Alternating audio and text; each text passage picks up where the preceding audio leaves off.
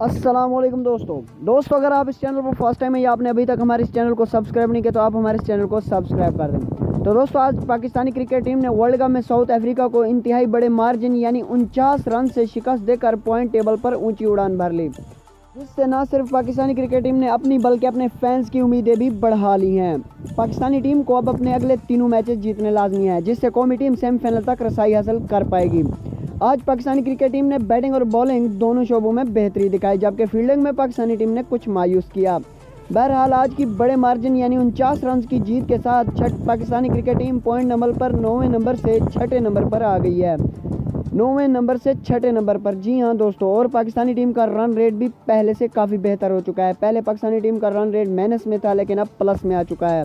तो दोस्तों आपकी क्या राय है कि पाकिस्तानी टीम को अगले मैच में क्या तब्दीली करनी चाहिए, किस खिलाड़ी को बाहर बिठाना चाहिए और किस खिलाड़ी को मौका देना चाहिए? कमेंट सेक्शन में अपनी राय ज़रूर दें।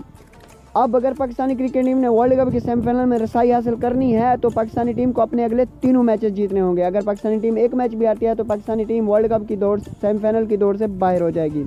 पाकिस्तानी टीम के अगले तीनों मैचेस जो हैं वो एक बांग्लादेश, एक अफगानिस्तान और एक न्यूजीलैंड के खिलाफ रहता है।